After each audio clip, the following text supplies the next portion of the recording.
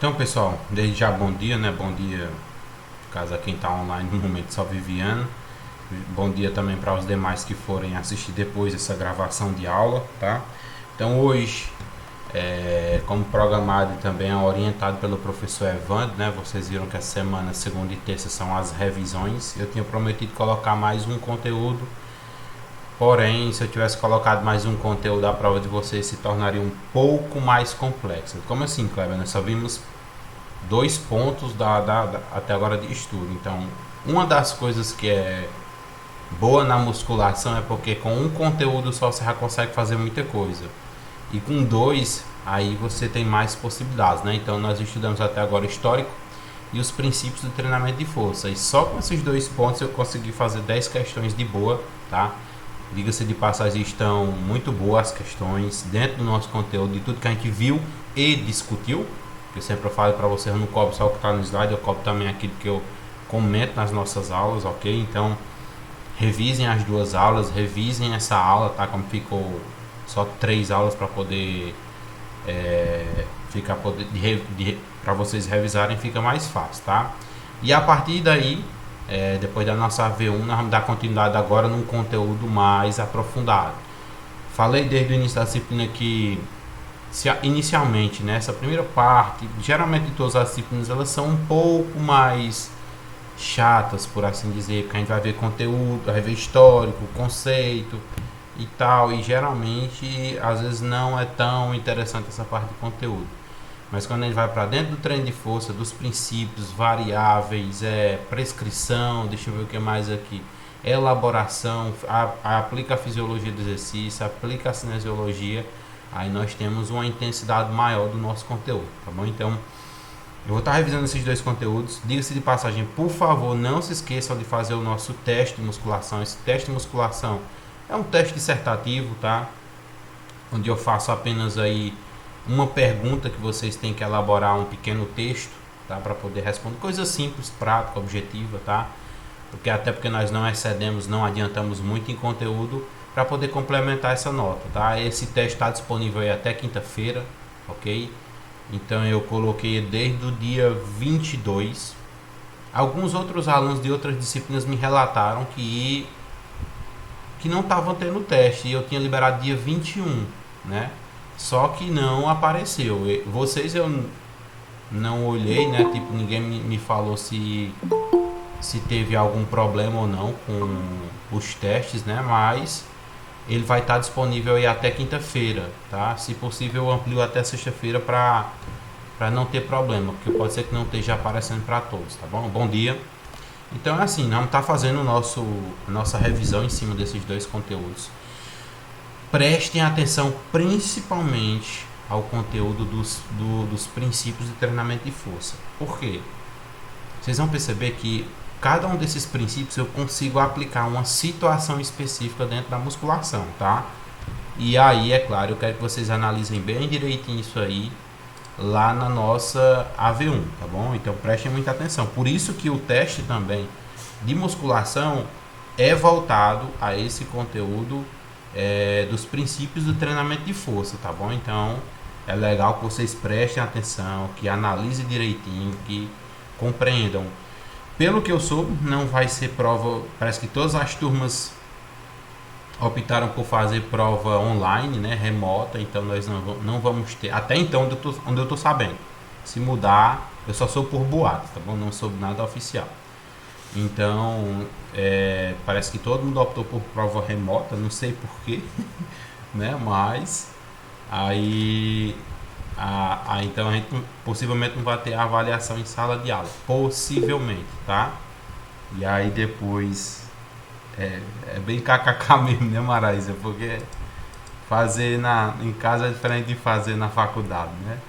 Mas enfim, vamos dar continuidade aqui, vamos fazer uma breve revisão, tá bom?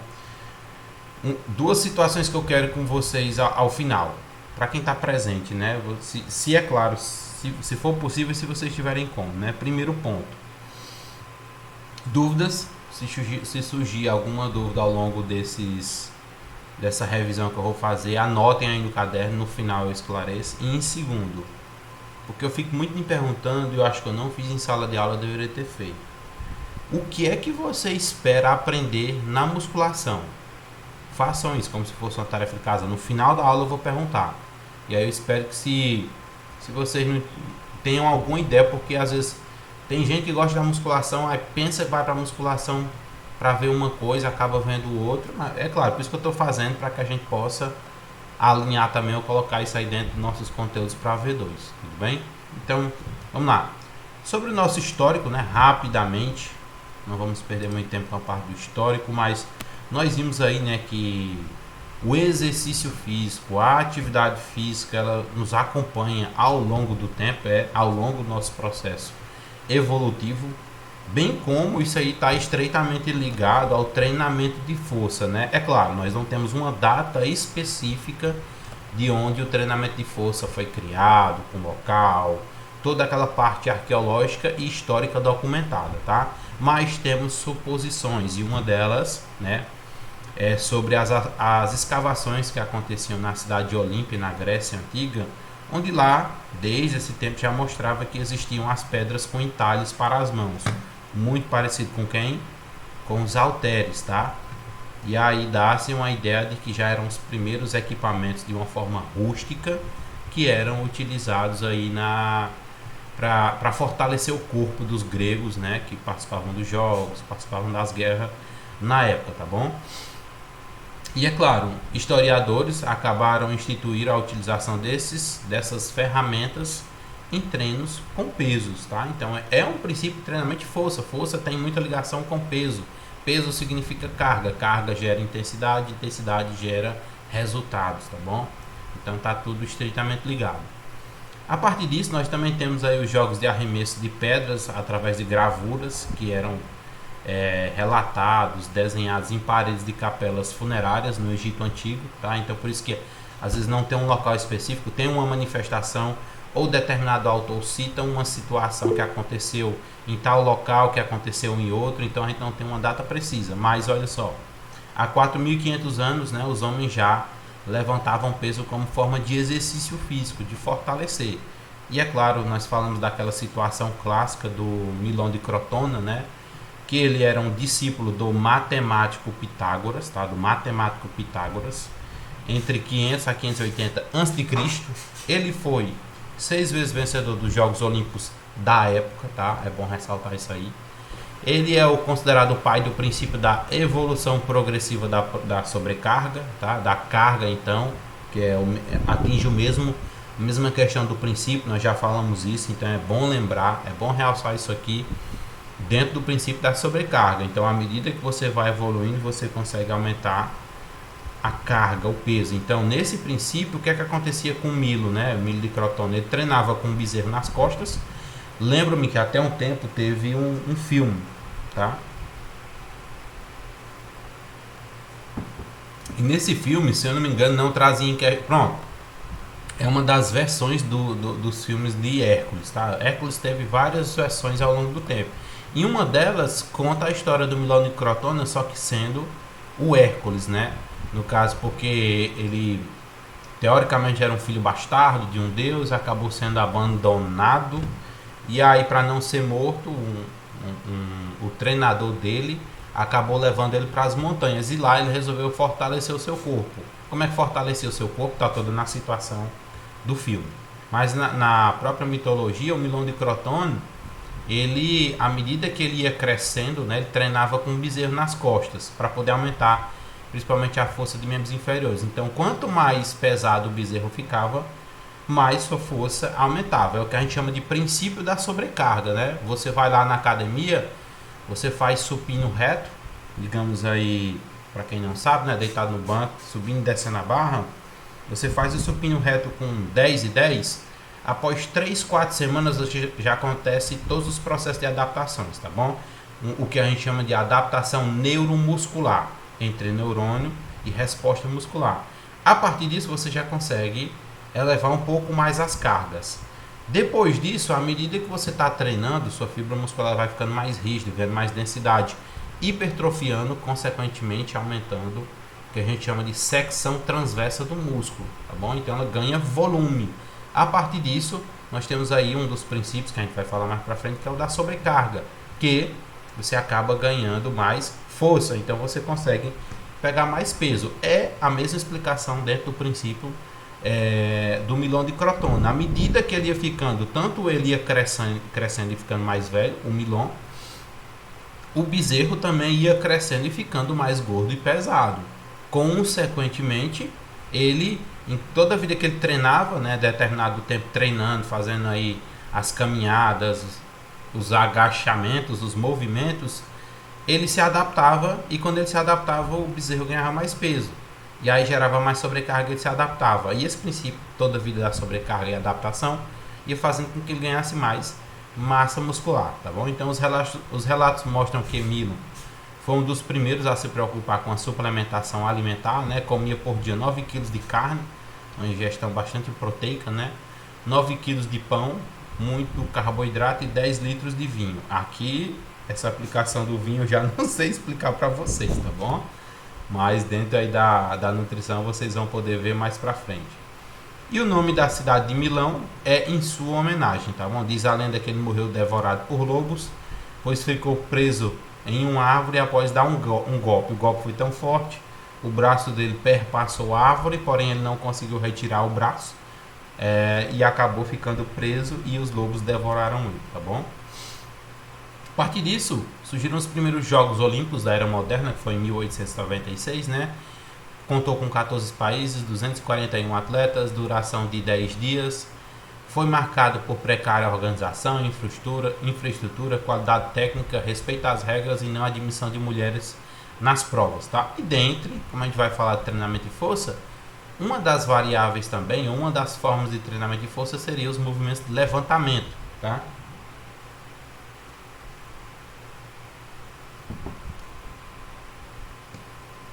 Que dentro dessa modalidade aconteceu um empate entre Launceston Elliot, né, o escocês, e Viggo Jensen, que é o dinamarquês, que era o levantamento de 111,5 kg, tá?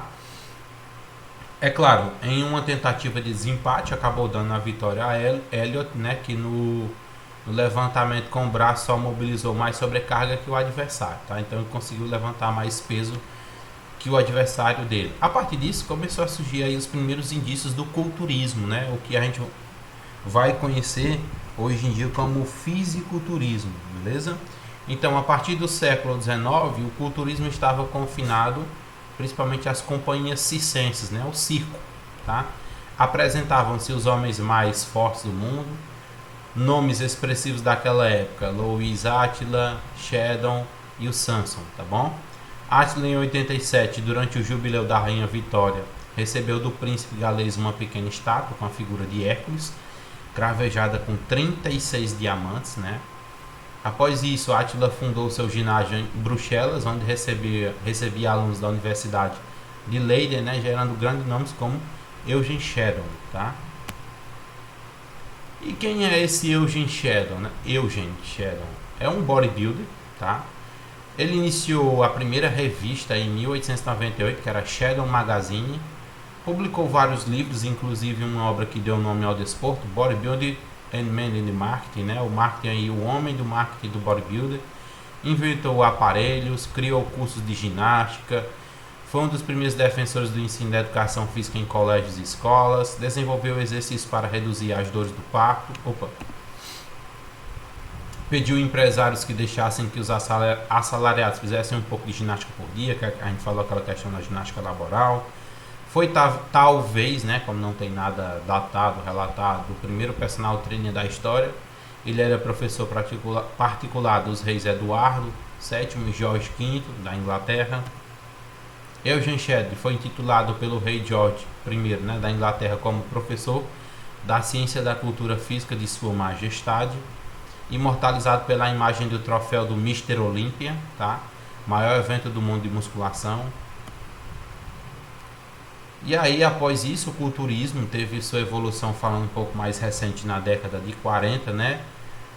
Pelo canadense aí, Joseph Wader, né? Construiu e modelou seu corpo com o propósito de afugentar ladrões, né? Então, com um padrão, com um porte, com um corpo maior, mais elevado, ele conseguia afugentar esses ladrões. Surgiu também aí, ou utilizava alguns equipamentos que eram feitos de ferro velho, forjou duas barras com anilhas, né? A partir de rodas e eixos automóveis, tá? Quando começou a notar o aparecimento dos resultados do seu treino, convenceu-se de que outras pessoas também gostariam de se beneficiar. Então são os primeiros indícios de que, quando se treina, você acaba evoluindo, perdendo gordura, ganhando massa muscular, tônus muscular, ficando mais, aumentando seu nível de atividade física, tá bom? Houve aí também a publicação de um informativo chamado Yo Physique, né? O seu físico ou você físico, tá? Métodos empíricos, então através de métodos empíricos já se observava, então toda vez que a gente fala naquele empirismo, lembrem-se da disciplina de metodologia do trabalho científico, então a maioria das informações surgiram do empirismo, né? Das suposições, tipo a própria medicina tradicional, né, que é tratada com ervas, é muito baseado no empirismo. E é claro, a partir do empirismo deram bases científicas, ok? E é claro, esses métodos empíricos que ele já observava, estudava e acabava mesclando as técnicas para os halterofilistas, tá bom? Surgindo assim ciências do treino esportivo e a fisiologia do exercício, porque ainda estavam em seu início, tá? Estavam galgando lá bem no início mesmo a questão dos estudos voltados à fisiologia e o desporto. Logo descobriu que o êxito para esse novo desporto fundamentava-se na velocidade, técnica e sobretudo potência, tá? Uma das coisas que até hoje, algumas delas perduram em formato de princípios, tá bom? A partir disso temos aí o fisiculturismo, contando com a sua principal instituição, que é a IFBB, que é a Federação Internacional de Bodybuilder. O principal prêmio conhecido dentro do esporte fisiculturismo, tá? Para muitos o fisiculturismo é considerado um esporte, tá? É o Mr. Olympia, onde houve os grandes vencedores desse campeonato, com alguns nomes bem conhecidos, né? Tipo Ronnie Coleman, Arnold Schwarzenegger, que é o Exterminador, tá bom? Então, são grandes campeões aí do Mr. Olympia. Nos anos 80, o treinamento de força acabou por se popularizar, né? Aumentou a sua prática. Houve um interesse maior da comunidade científica, agora em entender quais os efeitos do treinamento de força sobre a saúde, tá? Dando assim uma ênfase principalmente na realização por diversas populações, adultos, mulheres, crianças e idosos. Por isso que nós hoje em dia temos aplicações para esses esses 4 tipos aí de populações diferentes, tá bom? E assim nós encerramos essa nossa parte histórica, tá bom? Da musculação em si, e nós vamos retratar e falar agora dos princípios do treinamento de força, que é o ponto-chave da nossa aula e muitas das vezes é o ponto-chave da musculação que muitas pessoas não se atentam. Não muitas pessoas, muitos professores, tá bom? Então, dentre os princípios básicos do treinamento de força, nós falamos aí um pequeno conceito, né? Discutiu os princípios do treinamento de força, né? É o treinamento resistido ou musculação, eu estou me referindo à mesma terminologia. Definiremos alguns termos básicos que costumam ser utilizados. Isso aqui é para quem nunca teve base na montagem de programa, ou de malhar, ou de ir à academia e não entende geralmente o que é que está descrito ali, tá? Então, a existência de múltiplos significados para um mesmo termo leva a mal entendidos. É a grande importância da terminologia e da comunicação para outros indivíduos interessados em força e condicionamento. Tá. Um dos pontos cruciais, tá? Isso aqui vocês vão ver. Prova de concurso, tá bom? Seja de estado, de município, que eu já peguei, eu já vi muita questão de município com essas aplicações, tá? Muitas vezes o professor é para licenciatura e não para bacharelado, e aí é uma aplicação muito voltada para o bacharelado, com questões simples que a maioria das pessoas errava porque não compreendia o conceito, tá bom? Então, quando um peso está sendo levantado, os principais músculos envolvidos estão se encurtando, e esse encurtamento é através de uma contração muscular. O próprio ato, ou o nome, ou o significado da palavra contração está contra alguma coisa. Então, essa ação muscular, quando eu realizo esse encurtamento, eu estou realizando uma ação concêntrica. Essa ação concêntrica geralmente ela é contra um peso ou contra uma força, a gravidade, tá bom? Durante uma ação muscular concêntrica é desenvolvida força, ocorrendo o encurtamento do músculo, portanto a palavra contração também é adequada para esse tipo de ação muscular. Diga-se de passagem, nós não vamos tratar ainda do modelo teórico, só mais à frente, e aí um à frente bem aprofundado. Por exemplo, entender, Kleber, tá, mas eu queria entender como é que acontece a contração, não, a hipertrofia muscular através do treinamento de força. Show de bola. Tem um capítulo do livro que eu falei para vocês, que é o do professor Jonato Prestes, né, que é o Periodização e Prescrição do Treinamento de Força, que acaba por demonstrar, por exemplo, que o treinamento de força para outras pessoas é só levantar peso. Para nós tem que ser algo a mais e diferente. Porque quando nós imaginamos o treino de força, nós temos que entender que o processo de hipertrofia ele acontece através de uma cascata de informações, tá? E dentro dessas cascatas de informações, o treinamento de força leva ou gera contração muscular, gera liberação de hormônios e gera também gasto de energia, tá? Que é a parte metabólica. Ainda tem outra situação, mas a gente vai discutir mais para frente. E muitos dos profissionais que trabalham com treino de força, com musculação, não compreendem principalmente esse modelo da contração, tá? Explicar para o seu aluno entender ou como gerar hipertrofia muscular é um aspecto bastante nosso, tá bom? Tá, beleza, Kleber, eu já entendi o que é uma ação concêntrica e vice-versa. A volta, para que eu não perca tempo lendo, isso aqui eu deixei para vocês disponíveis. Então imagine aqui, nós tínhamos o movimento inicial e o movimento final, né? O inicial, ele vai estar com halteres aqui próximo ao corpo, no movimento final ele eleva os braços, tá?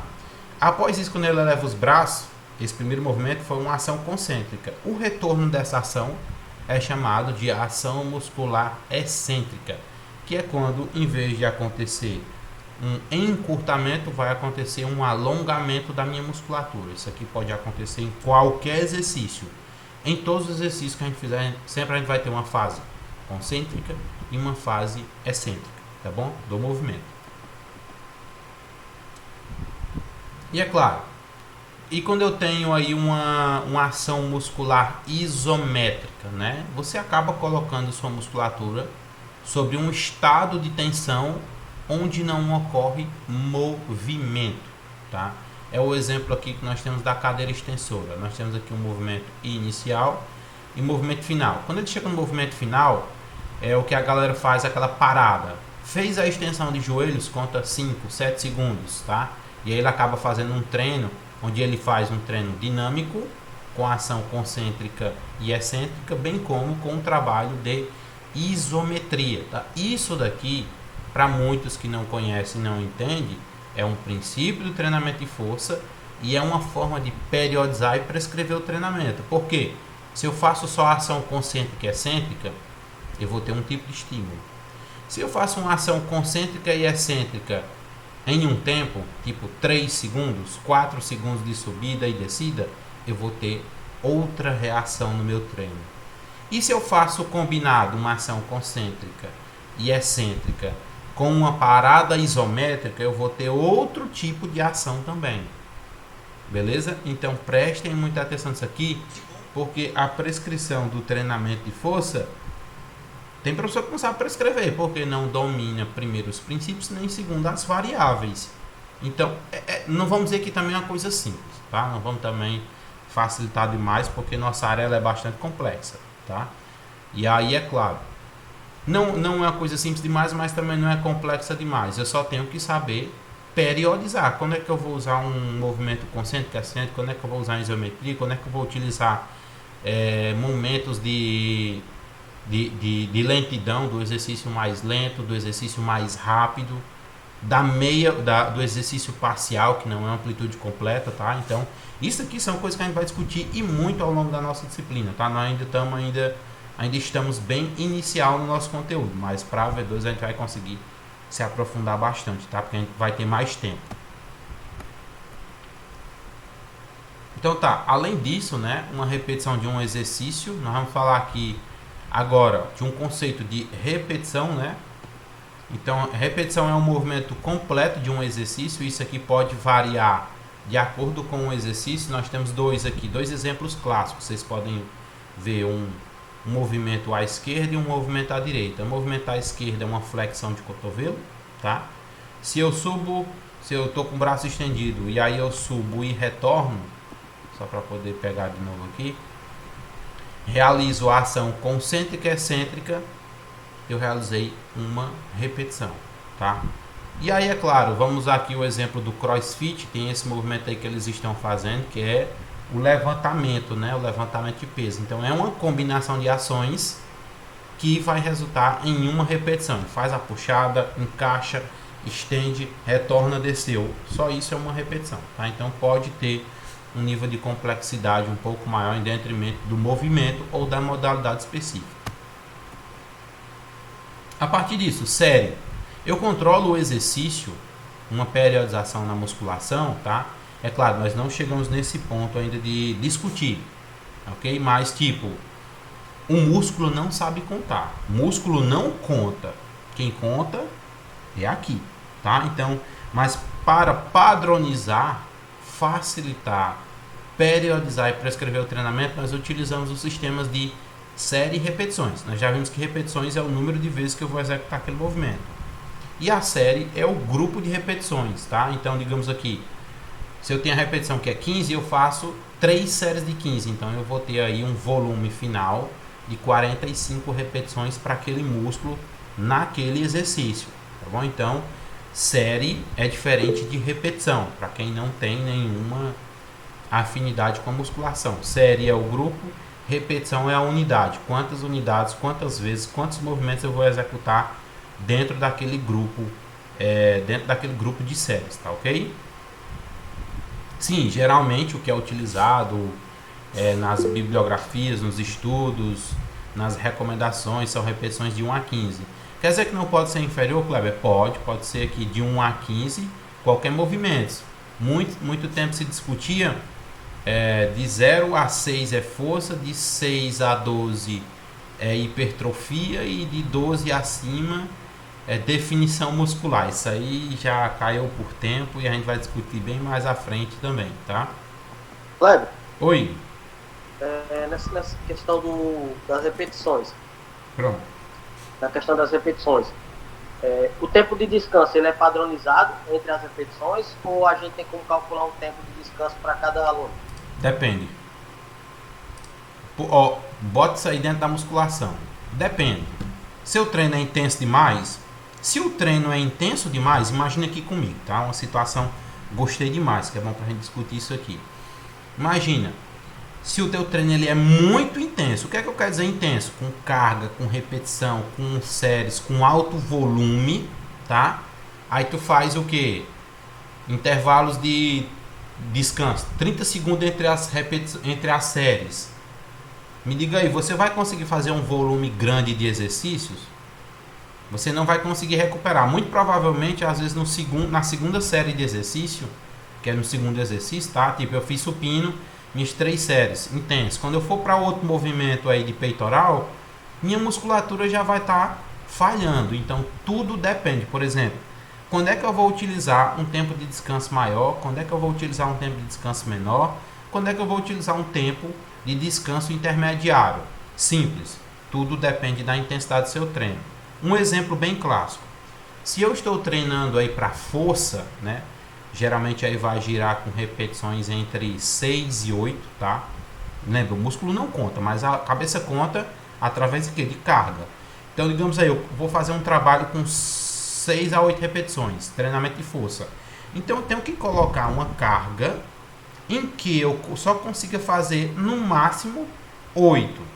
Mas é claro que também essa carga não seja baixa demais para eu fazer abaixo de 6 repetições, entendido? Então, o treinamento de força, geralmente quando a pessoa está treinando para aumentar um pouco a força dela, ela vai treinar com cargas elevadas, com repetições entre 6 e 8, com tempo de execução devagar. Tipo assim, imagina 4 segundos descendo a barra, 4 segundos subindo, tá? Um exemplo, pode ser 3, tá? É lento, o treino é lento, porque é um treino de tensão. Então, após terminar a primeira série, com 8 repetições, você não consegue treinar após 30 segundos. Geralmente aí o intervalo é de 1 a 2 minutos. Tá? Então, quando é que eu programo? Isso aí é a principal dúvida para quê, viu, Riquelme? Isso daí é uma aplicação para prescrição e periodização. Tá? Então, quando é que eu aumento o tempo? Quando eu estou fazendo geralmente um treino de força, que é muita carga, aumenta o tempo de descanso. Quando eu estou fazendo aí um tempo, aí, um treino mais para hipertrofia, com séries entre 8 e 12 repetições, sem trabalhar repetição máxima, que é até a falha concêntrica, aí você gira aí em torno de 1 minuto, 40 segundos, 50 segundos, tá bom? Então, tudo depende. Depende do treino, depende da pessoa, depende do tempo que ela tem disponível, depende da alimentação, tá? Mas geralmente os tempos de descanso são esse aí, de 40 até 2 minutos, 2 minutos e 30. Tirei sua dúvida ou compliquei mais ainda? Tirou minha dúvida, sim. Ok?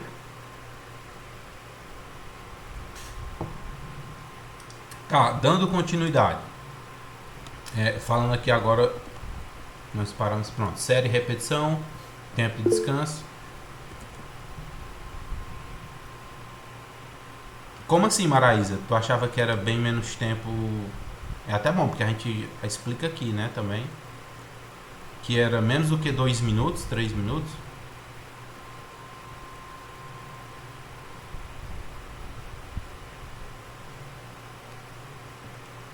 Porque você tem que dar um tempo de descanso para poder você entrar com um pouco, entrar de novo com um estímulo, né?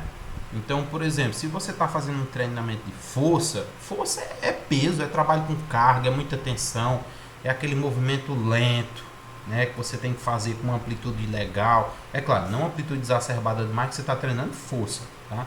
Mas treinar ali naquela amplitude, então você necessita de um tempo para poder recuperar e conseguir fazer novas repetições, tá bom?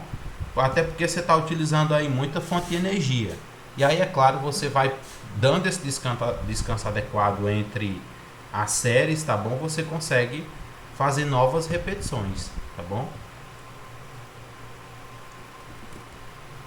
Tá, voltando aqui. Então, sobre os princípios do treinamento de força, né? Atualmente, inúmeros princípios são utilizados e nós vamos falar aqui de alguns desses princípios que podem ser aplicados. O primeiro aqui. Princípio da especificidade. É aquela ideia. Treinamento de musculação não é receita de bolo. Vamos lá, Kleber, explica isso aqui. Simples demais. Se eu tenho o princípio da especificidade, o que é que eu devo lembrar? Que eu estou fazendo uma coisa específica. Eu estou prescrevendo um treino específico para 2 exemplos, João e Miguel. Aí vamos lá. Se você imagina que esses 2 meninos entram na academia no mesmo tempo, possuem a mesma idade, possuem o mesmo peso e ainda possuem o mesmo personal trainer, e o personal trainer faz o treino específico, o mesmo treino para os dois, aí depois de 4 semanas, imagina que Miguel começa a ficar mais forte do que, acho que foi João que eu utilizei. Imagina que Miguel começa a ficar mais forte que João e João passa a não entender. Então, por que é que ele não entende? Eu faço a mesma dieta que você, eu treino ao mesmo tempo, eu tenho a mesma idade, o mesmo peso, mesmo personal treino, mesmo treino, por que é que eu não estou crescendo igual a você? É isso que nos explica o princípio da especificidade, porque o treino para um foi mais específico do que para o outro. E é claro, consequentemente, cada um vai ter um resultado diferente. Lembrando, esse mesmo princípio da especificidade também está ligado ao princípio da individualidade, que é a resposta que cada um vai ter, tá? Então, imaginando esse exemplo que eu falei para vocês, né? Um dos princípios chaves na elaboração dos programas de treinamento de forma de força e de frequência é representado como o SIDE, né? Então, o que significa adaptações específicas para as demandas impostas. Então, ou seja, cada um tem um objetivo diferente.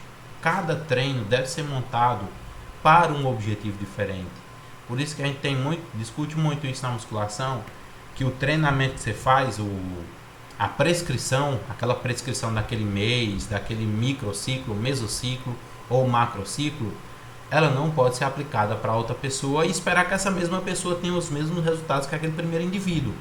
Porque você fez o treinamento para aquele indivíduo, atendendo as demandas energéticas, as demandas dietéticas, a demanda de trabalho dele. Então, ou seja, o treino foi específico, tudo bem? Então, é uma definição básica que significa treinar de forma específica para produzir efeitos específicos, tá?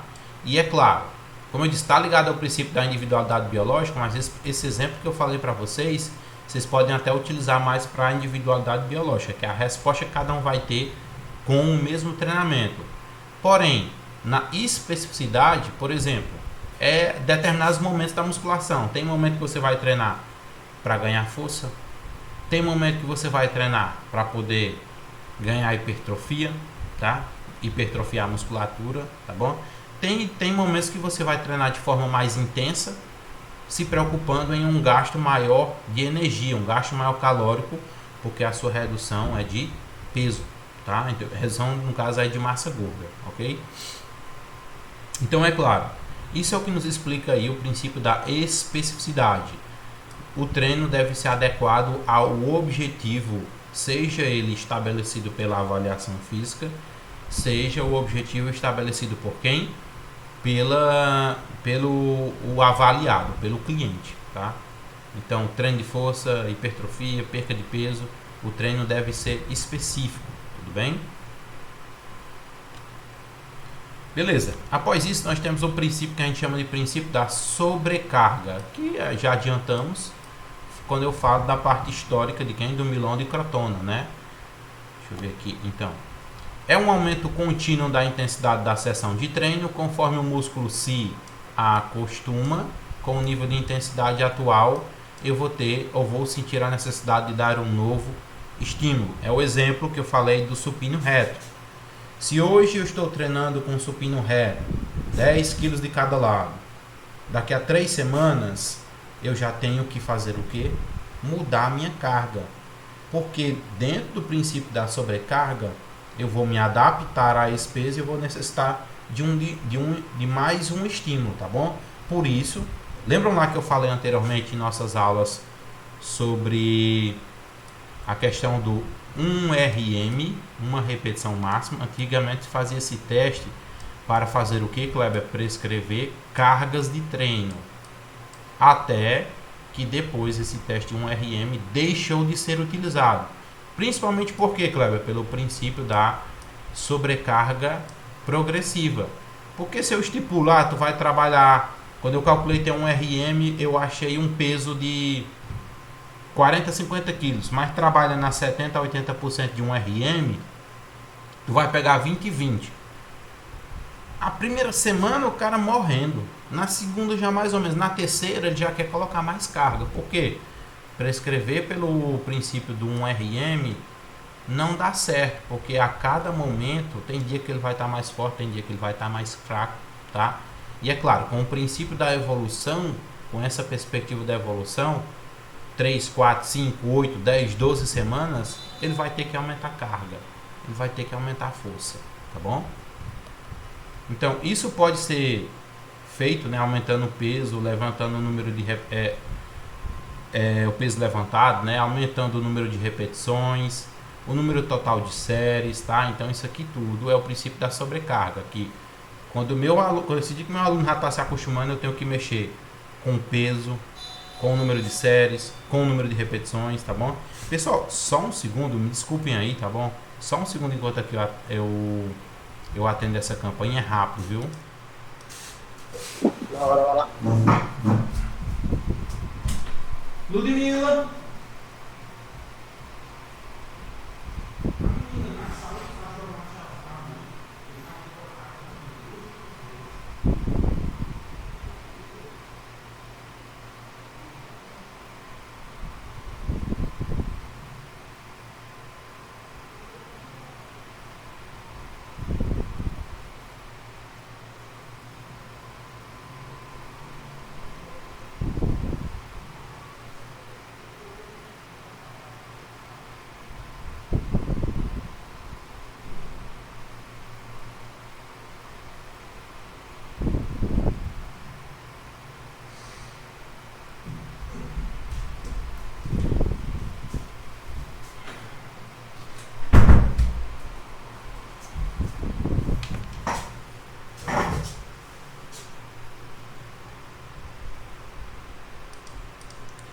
Pronto, pessoal, desculpem aí pelo empecilho, retornando aqui, tá bom? Então, ou seja, então, pelo princípio da sobrecarga, a cada tempo, por isso que dentro de 3, 4 semanas, geralmente aí a pessoa já está mudando de treinamento, tá bom?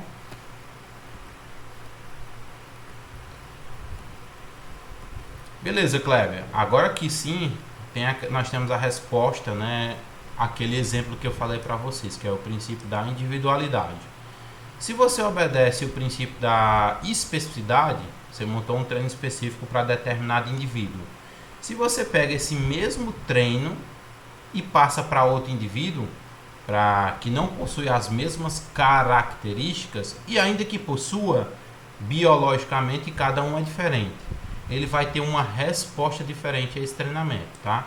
Pega lá como exemplo que eu falei de João e Miguel. Eles estavam discutindo e foram questionar o personal trainer por que é que não estava acontecendo, por que é que Miguel não estava tendo os mesmos resultados que João.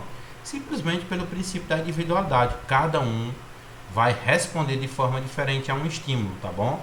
Por mais que você passe um treinamento. Por isso que é muito cuidado quando vocês forem prescrever o treino, porque cada um vai ter uma resposta diferente, então é melhor fazer uma prescrição específica.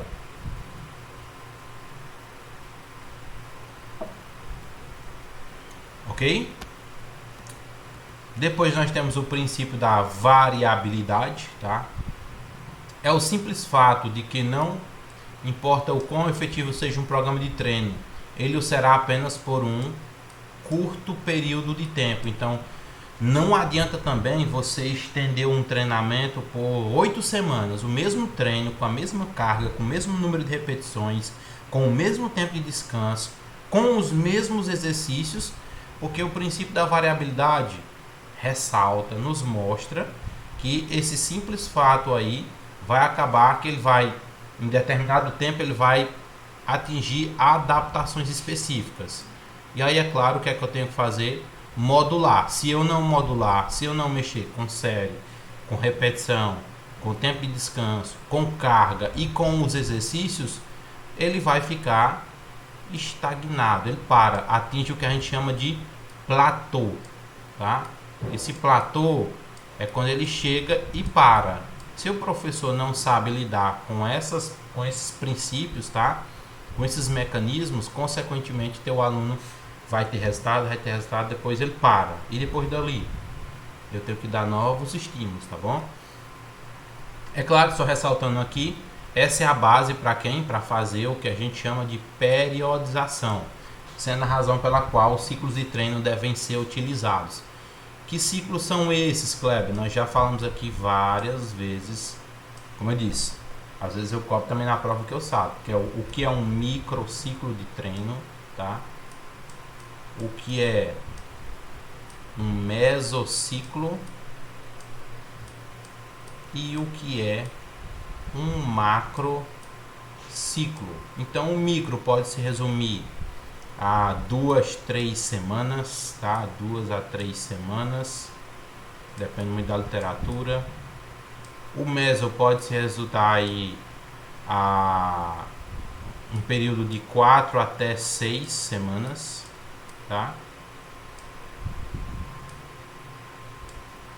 E o macrociclo pode se resumir aí acima de 6 semanas, tá? 8 a 12 semanas de treinamento. Em resumo, né? Poderia ser aqui um mês e meio ou 3 meses de treino, tá bom? Então, micro, meso e macrociclo. É claro que a gente vai estudar de forma bem mais específica em outras situações. E o princípio da manutenção, né? Assim que um indivíduo alcança o seu objetivo, é necessário menos trabalho para manter o nível de força ou massa muscular. Tipo, chega um aluno para vocês e quer perder gordura e ganhar massa muscular. Aí ele atinge o ideal. Não quer ficar musculoso demais não, acho feio. Então a gente tem que fazer um trabalho de manutenção, tá bom? E esse trabalho de manutenção é mexendo com todas as variáveis, tempo de descanso, repetição, velocidade, volume, mas sem deixar o muito intenso ou muito fraco. E isso aí você só consegue ter através do feeling, né? Do feedback subjetivo dele, tá bom? Do aluno. Claro, se ele ou ela estiver satisfeito com seu nível de frequência de treino, pode ser reduzido. Esse é tipicamente um bom período para incorporar outros tipos de treinamento, fazendo com que outros componentes da aptidão possam ser aprimorados. Tipo, fiz o trabalho corporal, por que é que eu não posso fazer agora um trabalho aeróbico? Por que é que eu não posso fazer agora um trabalho de flexibilidade, de alongamento, tá? Então você modula um pouco mais dentro do princípio da manutenção, ok? E o princípio da reversibilidade é aquele princípio que explica, né, que se você treinava e parou de treinar, você acaba aí perdendo tudo que você ganhou, tá? Isso aqui é um princípio, como eu disse inicialmente, às vezes é adotado por muito, mas também é questionado, porque isso da reversibilidade, uma das coisas que não se altera é o padrão motor. Se uma vez você malhava, quando você voltar a malhar, rapidamente você consegue encaixar o padrão motor dos exercícios, tá bom? E é claro, isso acontece muito mais rápido do que quando você iniciou pela primeira vez, porque você já conhece o exercício, já tem aquela mobilidade motora voltada para o entendimento do exercício, tá bom? Então, consequentemente, agora é claro, ganhar gordura, você ganha gordura, perde massa muscular ou mantém massa muscular, o nível de aptidão física cai drasticamente, isso aí é cientificamente comprovado, tá bom? Cai demais, bem como também o metabolismo também cai, porque se a massa muscular cai, você deixa de consumir menos energia, né? Você é uma máquina, mas é uma máquina que é biologicamente pensada. Então, se você está tendo uma carga de trabalho maior, você vai consumir mais. Se você tem uma carga de trabalho menor, você vai consumir menos. Só que quem é que determina isso na questão do metabolismo? É a nossa massa muscular. Quanta mais massa muscular, mais minha taxa metabólica vai ser maior. Quanto menos massa muscular, menos a minha taxa metabólica vai ser, menor vai ser a minha taxa metabólica, tá? Que é o consumo de calorias que eu necessito para poder sobreviver e viver ao longo do dia. Tudo bem? E aí, pessoal, dúvidas? Riquelme, Viviane, ficou alguma dúvida? Não, tudo tranquilo. Mas o senhor tem como subir essa aula hoje, tá? Porque o carro assistindo. Subo, já vou subir agora. Terminando aqui a nossa aula, eu já vou subir logo para o YouTube, não vou nem esperar, tá? Eu gosto de ficar assistindo, eu assisto no mínimo uns 3 vezes pra... Pronto. Pra... E por último, como eu disse que ia perguntar para vocês, só tá vocês dois presentes, Viviane e Leandro, mas me digam aí, vocês estavam pensando em ver alguma coisa um pouco mais diferente na musculação ou alguma coisa específica? Tipo, o senhor pode dar um exemplo? Tipo assim, o que é que vocês gostam na musculação que acham que iriam ver, ou querem ver na musculação, ou querem entender? Como é que eu posso dizer? Eu sempre gostei da área de fisiculturismo, né? Treinamento. E tanto é que eu sigo muita gente da área. Muita gente mesmo. Coach Rubens, Balestrin, Cariani, Muzi, Ramondino, por aí, né? Tá gigante, viu? Aí eu gosto dessas coisas e gosto de ver a metodologia de cada um, né? O jeito que cada um treina. Por exemplo, do Fernando Sardinha, que eu falei pro senhor sobre a metodologia do ponto zero. O jeito que o Cariani passa treino pros outros. Aí... Pode continuar. Ficar assistindo e pegando as ideias dele, né? Aí se você tiver alguma ideia, ou essa questão do tempo que eu perguntei também foi porque me surgiu uma dúvida sobre o tempo de treinamento para cada set, tá entendendo? O tempo de descanso, né? Isso. Aí o senhor falou num slide aí sobre, eu acho que foi aumento de carga, ou foi aumento de força, que você tem um tempo de subida e um tempo de descida. O senhor pode explicar um pouquinho mais sobre isso aí? É do movimento. Entendeu? Por exemplo, quando você está trabalhando com cargas mais elevadas, que o objetivo do treino é a força em si, tá? É claro que você está treinando força, você está aumentando ali a capacidade contrátil do teu músculo, tá? Bem como acontece hipertrofia também, ok? Beleza? É importante ressaltar isso aí. Só que quando eu falo no controle do movimento de descida da barra e de subida, tá? Vocês vão perceber, tem Dr. Paulo Gentil também traz no livro dele, que ele traz assim, Faça o exercício tipo aqui, supino reto na velocidade 2000, não, 3003, pronto, 3003, imagina aí, 3 segundos descendo, quando chegar aqui é 0, já sobe logo, 3 segundos subindo, quando chegar em cima é 0 de novo, entendeu? Então, ou seja, 3, aí 0 aqui embaixo, 0 em cima e 3 entre o movimento. Então, é o que? É apenas controlar a velocidade de subida. Digamos, supino reto, 4 segundos descendo, 1, 2, 3, 4, 0 de transição, 1, 2, 3, 4, subindo, 0 de transição, aí desce de novo, 1, 2, 3, 4. É claro que o computador não está pegando, mas assim, tipo 1, 2, 3, 4, 0 de transição já sobe, 1, 2, 3, 4. Ou seja, no treino de força, geralmente você não trabalha com velocidade, você trabalha mais lento, tá bom? Quer dizer, você não trabalha com a velocidade rápida, você trabalha com a velocidade lenta, beleza? Trabalha com tração, né? Isso, você vai trabalhar. O treino de força nada mais é do que colocar a tua musculatura sob tensão o máximo de tempo possível, tá? Para que você consiga segurar aquele peso. Vamos lá, vou dar um exemplo bem prático comigo mesmo. Tá? No supino reto eu estava treinando inicialmente quando eu comecei com 20 quilos de cada lado. O que eu disse, já é uma herança de quando eu estava treinando e tal. Você não perde todas as capacidades físicas motoras, ok? Força, é claro, diminui, você não estava treinando. Hoje em dia eu já estou fazendo a minha última série com 80 quilos no supino, porque eu fiz um trabalho de força inicial, tá entendendo? 80? Não. 70 quilos, desculpa. 70, viu?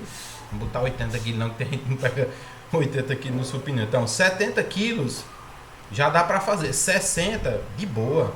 De boa, 60, 50 quilos. Então, ou seja, porque eu fiz um trabalho de força, que era eu colocando as cargas, fazer um trabalho lento, de resistir à tensão da carga, tá? Demora um tempo, demora 4, 8 semanas para poder haver essa evolução no nível de força, beleza? A partir disso aí eu fui trabalhando o quê? Métodos de treinamento diferente. Então, ou seja, eu conseguia elevar a força porque eu estava trabalhando em tensão, ok? Deu para entender? É você controlar a velocidade do movimento. É você não fazer rápido demais, nem também muito lento também não, porque aí tem quem aguente, tá? Então, você vai utilizar a velocidade de execução de acordo com o tipo de treino, tá? Na hora. Beleza. Eu pensei que tu disse não, eu pensei que tu disse que não tinha entendido. Não, que é isso, eu entendi. Pronto, beleza. Mais alguma dúvida? Os treinos de isometria, os treinos isométricos, eles são feitos em músculos que não tem tanta, como é que eu posso dizer, movimentação, como por exemplo na cadeira extensora, você flexiona o joelho, né? E o que está trabalhando é Você estende o joelho, é diferente. Estende o joelho, né? Você começa nesse movimento de flexão e aí você realiza uma extensão, entendeu? Vai, pode continuar. E o que trabalha é o músculo da coxa, né? O superior. É o quadríceps. A musculatura do quadríceps, que é vasto lateral, vasto intermediário, vasto medial, bem como o reto femoral, que realiza uma extensão de joelho. Aí... Vá, qual é a sua dúvida? Existem outros músculos, como o quadríceps, que são de exercício isométrico, como por exemplo dorsal, eu acredito que seja, ou o músculo do ombro. Eu dei o exemplo, eu acho que tu deu uma entendida só um pouco errada no conceito. O exercício isométrico, né, a ação concêntrica isométrica, é você dar uma parada, seja na fase concêntrica ou na fase excêntrica. Esse método pode ser utilizado para qualquer exercício, tipo supino reto, mais uma vez. Quando eu descer a barra e digamos aqui, eu quero segurar 3 segundos embaixo, é uma isometria. Do mesmo jeito na cadeira extensora, eu faço e seguro por 3 segundos em cima, é um exercício de isometria. Puxado alto, né, que é para dorsal, quando eu faço a puxada e aí eu posso tanto segurar, fazer a isometria embaixo como em cima, geralmente faz na ação concêntrica, tá? Então, fiz a puxada, seguro 3 segundos, começa a descer lento. fiz a puxada, tá? Então, a contração, a ação muscular isométrica é apenas o ato de você dar uma parada, tá? Então, você pode usar para qualquer exercício. Tipo, não sei se você já ouviu falar do rosca alternada com isometria. Você vai colocar as duas mãos aqui, tá? Não dá para perceber muito. Colocar as duas mãos, ok? Aí você faz, com a direita você vai fazer alternado, faz a repetição, e a esquerda fica na isometria. Quando eu terminar 10 repetições desse lado, eu seguro a direita na isometria e começo a fazer as 10 repetições aonde? Na esquerda, tá entendendo? Então, isometria nada mais é do que uma técnica que você pode utilizar em qualquer exercício, tá? Agora, não é legal você estar utilizando toda hora, porque, digamos aí, um crucifixo com halteres. Primeiro que já é um exercício livre. Exercícios livres a gente tem que tomar cuidado com pessoas que não são totalmente adaptadas ou não têm o controle da velocidade, o controle muscular, porque pode machucar a articulação do ombro. Aí imagina, tu manda, faz o crucifixo lá embaixo, dá uma parada de 5 segundos. Aí quando o cara conta 1, 2, 3, o ombro do cara sai. Tá entendendo? Então, todo cuidado deve ser feito. Eu gosto muito de utilizar as isometrias nos equipamentos. Não que não possa utilizar nos exercícios livres, tá bom? Mas aí depende muito, ok? A dúvida de Viviana, ela saiu antes de eu responder. As dúvidas eram só com relação à prática. A prática a gente vai ter logo mais à frente, tá? Com a professora Edna, ok? Deu para entender, Leandro? Deu sim, peixe. Então, isometria é só uma técnica. Você pode usar em qualquer exercício, tá? Depende muito da sua prescrição. Hã? Esse exemplo que tu usou de rosca alternada, eu fazia na academia, com isometria. Pronto, é um exemplo também de você combinar, né, o exercício dinâmico com isometria, tá bom? Então, é uma maneira de aumentar a intensidade do exercício. É diferente, se você faz alternado aqui, na primeira semana, terceira semana, quarta, quinta, beleza, adaptou. Como é que eu aumento a intensidade? Deixa eu segurar um na isometria e faz, tá bom? E ainda como é que eu posso aumentar? Aumenta a amplitude do movimento. E aí como é que eu posso aumentar? Antes de mexer com carga, tá bom? Antes de mexer com carga, faz aí uma repetição mais lenta. Opa, agora eu acho que mexi com quase todas as variáveis. Aí bota carga. Aí depois que você botar a carga, você vai sofrer para se adaptar à carga sem fazer nenhum dos métodos anteriores. Adaptou, aí você mexe de novo. Com tempo, com velocidade, com amplitude, com isometria. É isso, prescrição é isso. Tá bom? Na hora. Pois é isso. Essa é a dúvida que eu tinha, já foram tiradas aí, professor. Pronto, pois beleza, viu? Pois tenha aí um bom almoço, viu, Leandro? Um restante de bom dia, boa tarde, boa noite para os colegas que vão assistir essa aula de revisão gravada.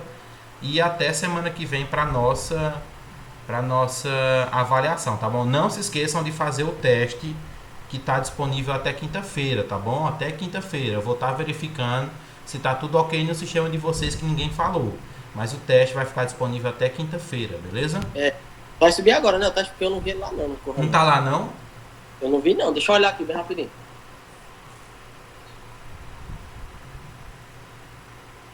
Eu fui olhar ainda agora, mas não tinha visto não. Cadê eletiva? Pois deve ter acontecido algum problema aí no sistema, mas eu vou estar revisando agora e olho de novo. Viu que eu coloquei lá desde o dia 20, foi 20? 20?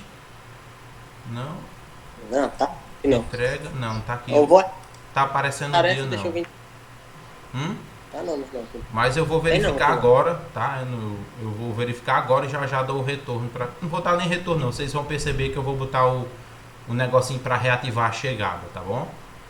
Até quinta-feira tá disponível. Como não tinha aparecido, deixa ela até domingo. Acho que a galera faz. Eu vou mandar mensagem no grupo aqui. Como eu sou líder, eu vou deixar avisado lá. Pronto, pois beleza. Pronto, eu deixo até domingo. Vou deixar até domingo, até porque ninguém vai entrar em contato com relação a teste, né? Tá disponível, já faz. Beleza? Eu acho que. Então tá qualquer ok. Dúvida, eu tenho contato com o senhor. Valeu, até mais. Até mais.